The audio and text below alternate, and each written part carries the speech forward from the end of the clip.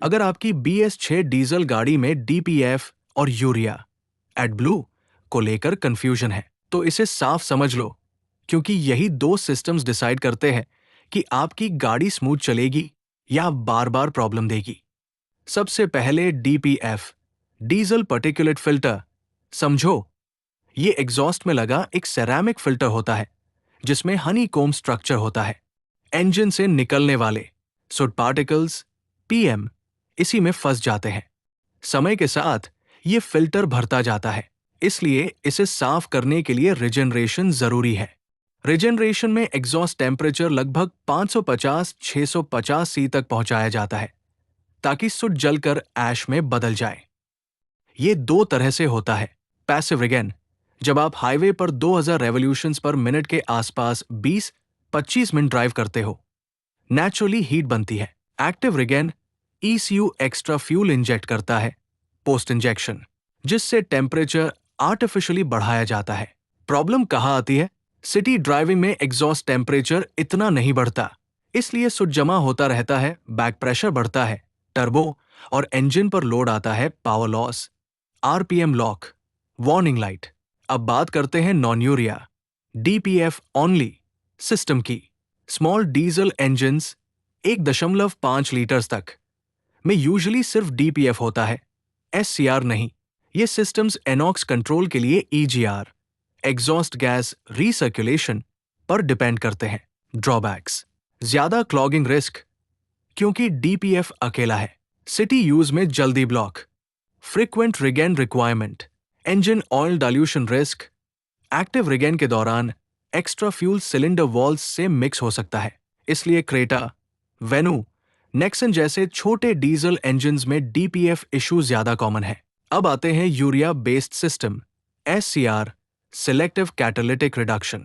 बिगर diesel engines 2.0L+ में DPF plus SCR दोनों होते हैं। SCR सिस्टम में एडब्लू 32.5% यूरिया प्लस वाटर एग्जॉस्ट में इंजेक्ट किया जाता है। वर्किंग: एग्जॉस्ट में एनॉक्स गैसेस निकलती है, SCR कैटलिस्ट में यूरिया इंजेक्ट होता है। हाई टेम्परेचर पर यूरिया अमोनिया NH में कन्वर्ट होता है, NH plus NOx nitrogen, N plus water HO। Simple line: DPF soot को हटाता है, SCR यूरिया टॉक्सिक गैसेस को न्यूट्रल करता है। यूरिया सिस्टम के फायदे: better emission control, engine tuning ज्यादा efficient, less EGR dependency, DPF load comparatively कम। लेकिन इश्यूज भी है। यूरिया टैंक रिफिल करना पड़ता है, इंजेक्टर क्लॉग हो सकता है, low urea no restart countdown warning. अब कंपैरिजन समझो। Non urea cars DPF only, simple system, low cost but ज्यादा clogging risk. Urea cars DPF plus SCR, complex system, better emission, less stress on DPF, maintenance extra. DPF block होने पर क्या करें?